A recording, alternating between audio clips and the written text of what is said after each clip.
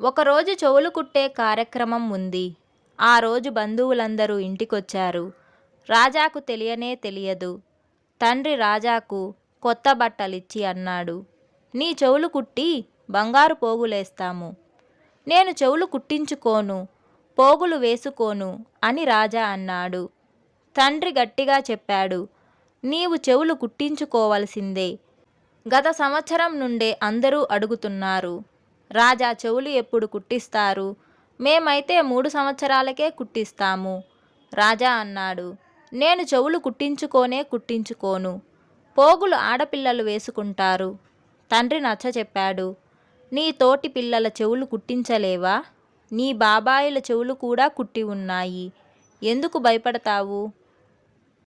నొప్పేమీ పెట్టదు. రాజా అన్నాడు, నేను నొప్పికి భయపడను, కానీ చెవులు కుట్టించుకోను. ఈ మాటే అసహ్యము. నేనెందుకు కుట్టించుకోవాలి? రేపు నువ్వు నా ముక్కు కుడతావు. ముక్కు కుట్టిన తరువాత నా ముక్కులో తాడు వేసే ప్రయత్నం చేస్తావు. తండ్రి ఆశ్చర్యంతో అన్నాడు, నేను ముక్కుల తాడు వేస్తానా? కొద్దిగా చూపించు. రాజా అన్నాడు, మీరు నా చేయి పట్టుకొని బలవంతంగా మందిరానికి తీసుకెళ్ళుతారా లేదా? అక్కడ పుస్తకం ముందు తలవంచమంటారా లేదా? బాబూలాల్ నవ్వి అన్నాడు, దీనిని ముక్కుల తాడు అంటావా? అరే పిచ్చోడా, భగవంతుని కృప వల్ల మనకు 2 పూటల అన్నం లభిస్తుంది. ఇంత పెద్ద పరివారం నడుస్తుంది, దుకాణం నడుస్తుంది. రాజా జవాబు ఇచ్చాడు, భగవంతుణ్ణి పొగడకపోతే, ముఖస్తుతి చేయకపోతే ఆకలితో మరణిస్తావా? దుకాణం మూతబడుతుందా? బాబూలాల్ కోపంతో అన్నాడు, నీ 2 తాతలు నిన్ను పాడు చేశారు. పెద్దవాండ్ల ప్రతి మాటకు అడ్డుకాళ్ళు వేయడం మంచిది కాదు. ఇంతలో మేనత్త రాజాకు మిఠాయి తినిపించింది. అకస్మాత్తుగా అందరూ రాజా కాళ్ళు చేతులు పట్టుకొని చెవులు కుట్టించి పోగులు వేశారు. రాజా అరుస్తూ అన్నాడు, మీరు నా చెవులు బలవంతంగా కుట్టుతున్నారు. మీరు మనుషులా, పశువులా? ఇలా పట్టుకొని గుర్రం కాళ్లకు నాళం వేస్తారు, మేకను బలిస్తారు. మీరంతా కసాయివాండ్లా? రాజా అరుపులను లెక్కచేయక అందరూ నవ్వారు. రాజా రాత్రి తాతను అడిగాడు, మీరు నా చెవులు కుట్టేటప్పుడు నాకు ఏమీ సహాయం చేయలేదు. ఎందుకు ఆపలేదు? తాత అన్నాడు, బిడ్డా, నేను ఒక్కడిని ఒకవైపు, రెండవ వైపు బంధువుల సమాజం ఉంది కదా. నేను ఇంటివారికి ఆజ్ఞాపించగలను, కానీ పూర్తి సమాజంతో ఎట్లా పోట్లాడగలను అన్నాడు. రాజా ఉత్తేజితుడై అన్నాడు, మీరు సమాజమునకు భయపడిపోయారు, పిరికిబందవైపోయావు. కానీ చూసుకో తాత, నేను సమస్త ప్రపంచంతో పోట్లాడి చూపిస్తాను. నాకు ఏది తప్పుగా తోచునో దానికి వ్యతిరేకంగా చివరి శ్వాస వరకు పోట్లాడుతాను. అది సమాజమైనా లేదా భగవంతుడైనా సరే. చెవులలో కొద్దిగా నొప్పి తగ్గగానే రాజా బంగారు పోగులు తీసి పడవేశాడు. తల్లి, తండ్రి, బాబాయిలు ఎంతో అడిగారు, ఎక్కడ పడవేశావని. కానీ అతడు ఏ జవాబు ఇవ్వలేదు. తండ్రి అదే సాయంకాలం వేరే పోగులు తెచ్చి బలవంతంగా చెవులకు తగిలించాడు. 2 రోజుల తరువాత వాటిని మరలా తీసి పడవేశాడు. ఈసారి ఎంత బెదిరించి అడిగినా మౌనంగా ఉన్నాడు. తండ్రి కూడా పట్టుదలతో 3వసారి పోగులు తెచ్చి తొడిగించి అన్నాడు, జాగ్రత్త, ఈసారి తీసి పడవేశావా? నాకంటే చెడ్డవాడు మరొకడుండడు. రాజా అన్నాడు, మీకంటే ఇంకా చెడ్డవానిని నేను. మీరు ఏమి చెయ్యాలో అది చెయ్యండి. నన్ను కొట్టాలని ఉంటే కొట్టండి. నేను చిన్నవాడిని, అసహాయుడిని. మీరు నా మీద ఏమైనా చేయవచ్చు. నేను ఇప్పుడే చెబుతున్నాను, ఇవి కూడా తీసి పడవేస్తాను. మీరు నా చెవులకు పోగులు వేస్తే మీకేమి లాభం? తండ్రికి కోపం వచ్చింది. కానీ రాజా మాటలు విని శాంతమయ్యాడు. ప్రేమతో అన్నాడు, నీవు పోగులు వేసుకుంటే చాలా అందంగా ఉంటావు. నీకు పోగులు లేకుంటే తండ్రి ఇంత బీదవాడా, పిల్లవానికి పోగులైనా వేయలేదు అంటారు లోకులు. రాజా తర్కించాడు, నాన్న, నేను పోగులు తొడిగి అద్దంలో 50 సార్లు చూశాను. మూర్ఖునిలా, అనాగరికునిలా ఉంటాను. మీరు ధనవంతుడని చాటించాలని ఉంటే నా మెడలో ఒక బోర్డు వేయి. నేను ధనవంతుడు. నా వద్ద చాలా బంగారం ఉంది. కానీ ఈ మంకు పిల్లవాడు బంగారు పోగులు తొడగడు. అది చూచి బీదవారి పిల్లవాడు కాడు అనుకుంటారు. మీరు ధనవంతుడు అని తెలుస్తుంది. తండ్రి ఈ పిల్లవానితో ముందు ముందు ఎట్లా జరగాలి అంటూ వెళ్ళిపోయాడు. రాజా అదే సాయంకాలం తీసి పడవేశాడు. తల్లి చూసి తండ్రితో చెప్పింది. తండ్రి అన్నాడు, పడవేయని, కొత్తవి కొనను. రాజా జయించాడు. నేను ఓడాను. నేను మూర్ఖుడునై అనేకసార్లు కొని డబ్బు వ్యర్థం చేశాను. లోకులు ఏమనుకుంటారండి అంది తల్లి. ఇప్పుడు నాకు బుద్ధి వచ్చింది. అబ్దుల్లా కాక అన్నాడు, బాలహఠం, రాజహఠం, స్త్రీహఠంతో ఎవరూ కూడా గెల్వరు. నేను నిర్ణయించాను. వాణ్ణి బలవంత పెడితే లాభం లేదు అన్నాడు తండ్రి. రాజా విని అన్నాడు, నానా, నీవు చాలా మంచివాడవు. నీవు ఎప్పుడూ ఇలానే ఉండాలి. రాజా తండ్రి ప్రేమతో రాజా చెంపను తట్టాడు. తండ్రి మందిరానికి రమ్మంటే రాజా వచ్చేవాడు కాదు. తండ్రి అన్నాడు, మందిరానికి రాకపోయినా కనీసం మందిరంలోని రాత్రి బడికి వెళ్ళు. అక్కడ నీ ప్రశ్నలకు జవాబులు దొరుకును. అక్కడ ఏదైనా నేర్చుకోవచ్చు, తెలుసుకోవచ్చు. రాజా అన్నాడు, నేను ఒకరోజు అక్కడికి వెళ్ళాను. అక్కడ ముని చెప్పుచుండే, విశ్వమును ఎవరు నిర్మించారు? చెప్పేవారు నిర్మించలేదు, చూడలేదు.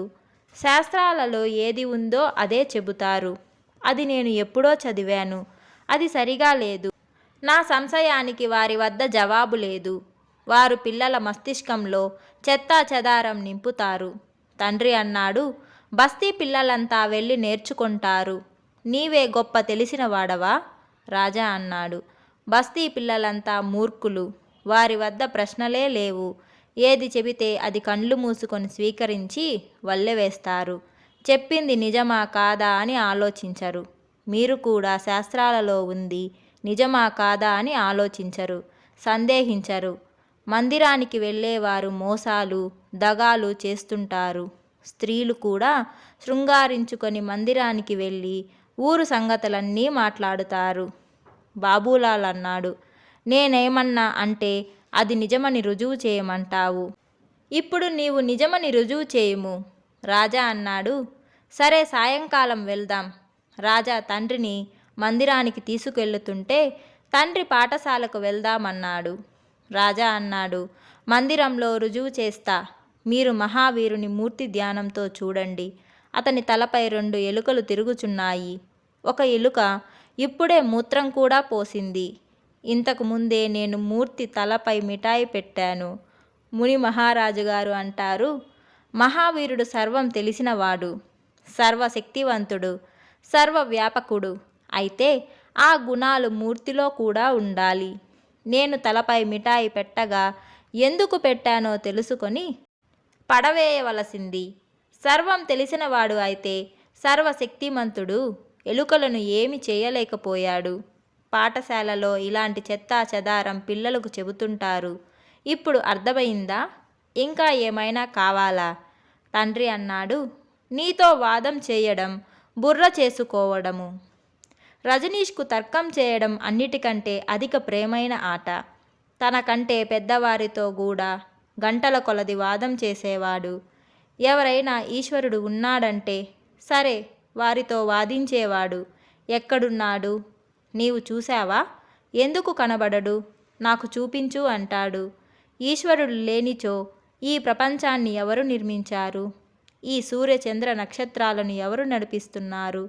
రజనీష్ అంటాడు, ఈ సమస్త ప్రకృతి అస్తిత్వము ప్రారంభం నుండే ఇలా ఉంది.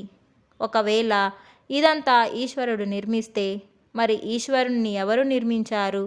ఎందుకే ప్రకృతిలో మనకు నలువైపులా అగుపడే దానిని స్వీకరించక అగుపడని తెలియని దానిని నమ్ముట ఎక్కడి తెలివి? ఈశ్వరుడు సర్వశక్తివంతుడు, దయాళుడు. వారి వారి పూర్వజన్మకర్మ అనుసారంగా సుఖదుఖాలను అనుభవిస్తారు. రజనీష్ అంటాడు, మనిషి మొట్టమొదటిసారి జన్మించినప్పుడు ఏ చెడు కర్మ చేయడు కదా. మరి ఎందుకు అసమానత రాజుగా బీదవానిగా ఎందుకు పుట్టిస్తాడు? సర్వశక్తివంతుడు అయినప్పుడు చెడ్డ కర్మలు చేయకుండా ఎందుకు ఆపడు? పాపులు సుఖం అనుభవిస్తున్నారు. మంచివాడు దుఃఖం ఎందుకు అనుభవించాలి? రజనీష్ కమ్యూనిస్టులతో ఇలా తర్కించేవాడు. పండితులు, పురోహితులు వారి వ్యాపారం కొరకు ఈశ్వరుని కల్పించి బీదవారిని, అమాయకులను దోచుకుంటున్నారు. ఈశ్వరుడు నలువైపులా అంతటా నిండి ఉన్నాడు. పుష్పాలలో, పశుపక్షులలో, చెట్లలో, నదులలో, సెలయేరులలో, సూర్యచంద్ర నక్షత్రాలలో, మీలో, నాలో అంతటా ఉన్నాడు. అతన్ని చూచే కన్ను, అనుభవించే సంవేదన కావాలి. ఈశ్వరుడు ఉన్నాడు కూడా, లేడు కూడా. ఈశ్వరుడు మనలా ఓ వ్యక్తి కాడు. ఈశ్వరుడు ఒక శక్తి, మహా చైతన్యం. తర్కంతో సిద్ధం చేయలేము. అతని రహస్యం తెలుసుకోలేము. ఈశ్వరుని తెలుసుకున్నానన్న మాట బూటకం. అతన్ని తెలుసుకోలేము. తెలుసుకున్నవాడు మిగలడు. అతనిలోనే లీనమైపోతాడు. ఒకరోజు తండ్రి రాజాతో అన్నాడు, నీవు ఈశ్వరుని నిందిస్తావు, ధర్మాన్ని విమర్శిస్తావు, శాస్త్రము వ్యర్థ ప్రలాపమంటావు. నీవు ఎప్పుడో ఒకరోజు ఫలితం అనుభవించుతువు. రాజా జవాబిచ్చాడు, నేను అనుభవించుటకు సిద్ధమే. నేను దుఃఖం పొంది కూడా ఎవరిపైన నిందారోపణ చేయను. కానీ నాకు మీ చింత ఉంది నాన్న. మీ అసత్య కాగితపు నావలో ప్రయాణం చేస్తున్నారు. అది అవతలి గట్టు చేర్చదు. సుడిగండం మధ్యలోనే ముంచును. రాజా తండ్రి బట్టల దుకాణం ఎదురుగానే నతూ మంగలి క్షౌరశాల ఉండేది. అతనికి నల్లమందు తినే అలవాటు వల్ల ఎప్పుడూ మందులో ఉండేవాడు.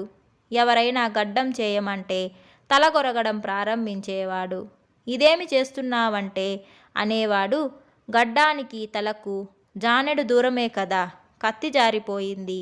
గొడవ చేస్తే అనేవాడు, మీకు కోపం ఎందుకు, డబ్బులు ఇవ్వకండి అని మౌనంగా కూర్చుండేవాడు. ఇలా వదిలేస్తే ఎలా? పూర్తిగా గొరుగు. పెద్ద మనిషివని ఊరుకున్నాను. లేనిచో ఒక చెంపకాయ వేసేవాడిని. నదు అనేవాడు, మామిడికాయ పచ్చడి చాలా రుచిగా నుండును. మామిడికాయ కాదు, చెంపకాయ అని కోపగిస్తే అనేవాడు. కోపం ఎందుకు బాబు? వెంట్రుకలు ఊరకనే తొందరగా మొలుస్తాయి.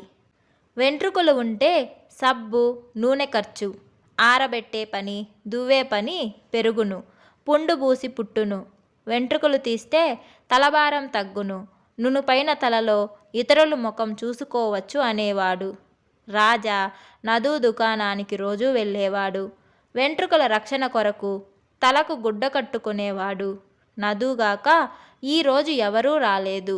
ఎందుకని అడిగాడు. నేడు మంగళవారం, హనుమంతుని రోజు. ఈరోజు క్షౌరం చేసుకుంటే హనుమంతునికి కోపం వస్తుందట. హనుమంతునికి కత్తి, కత్తెర, వెంట్రుకలకు ఏమి సంబంధం? హనుమంతుడు అనేక రాక్షసులను చంపాడు. వీరులలో మహావీరుడు. అతని ఆయుధం గద, నా ఆయుధం కత్తి అన్నాడు నాదు. అయితే నీ కత్తితో ఎవరి తలపైనైనా కోయాలని ఉందా అన్నాడు రాజా.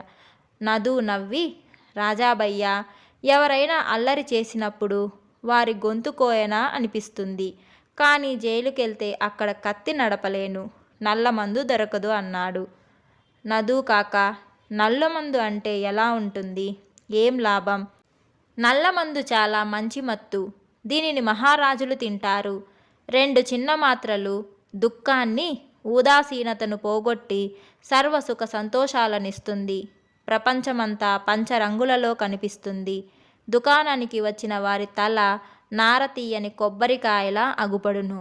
అనవసర వెంట్రుకలు తీసి నునుపైన గుండు చేయాలనిపిస్తుంది. ఇది చెబితే అర్థం కాదు. తినగానే నేరుగా స్వర్గం చేరుతారు. నీవు స్వర్గం చూడలేదు, నీకేమి తెలుసు అని నదు అన్నాడు. స్వర్గాన్ని వదిలి నరకానికి ఎవరైనా వస్తారా? రాజా అడిగాడు. నీవు స్వర్గం చూశావా కాక? నదు అన్నాడు. నేను ఇప్పుడు స్వర్గం నుండే మాట్లాడుతున్నాను. రాజా అన్నాడు, కాక, ఈ నల్లమందు మాను, గాలిమేడలు, స్వర్గకల్పన మాను. దుకాణం లెక్కతో నడుపు.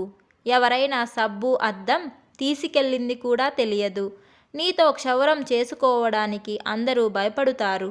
ఇలా చేస్తే జీవితం ఎలా గడుస్తుంది? నీవు నాకు జీసస్ శిష్యునిలా అగుపడుతావు. నదు కోపంతో అన్నాడు. అయితే నేను క్రైస్తవున్నా? కాదు, నేను హిందువును. రాజా నవ్వి అన్నాడు. అది కాదు కాకా, వచ్చిన వారికి గడ్డం షేవ్ చేయాలా, తల చేయాలా అని అడగవు. రాగానే తల షేవ్ చేస్తావు. క్రైస్తవ ఫాదర్ కూడా ఇతరులకు సేవ అవసరం లేకున్నా సేవ చేయడం ప్రారంభిస్తాడు. నదు అన్నాడు. ఈ మాటలు నాకు అర్థం కావు. నాకు ఇది ఒక్కటే తెలుసు. దేవుడు మనిషిని పుట్టించగానే వానికి అన్నం కూడా పుట్టిస్తాడు. నల్లమందు చిన్నప్పటి నుండి తింటున్నాను. దుకాణం నడుస్తూనే ఉంది. ఇక ముందు కూడా నడుచును. రోజు ఎవరో ఒకరు మరణిస్తారు. వారి కుటుంబ సూతక క్షౌరం నేను తప్ప మరెవ్వరు చేస్తారు? రాజా నదు దుకాణానికి ఒక బోర్డు పెట్టాడు. నదు మీ తల గొరిగితే కోపగించుకోకండి. కృపతో పురాతన సామెతపై ధ్యానముంచండి. శాంతితో కూర్చోండి. ఏమీయూ చేయకండి. వెంట్రుకలు గడ్డిలా తనంతట తానే పెరుగును.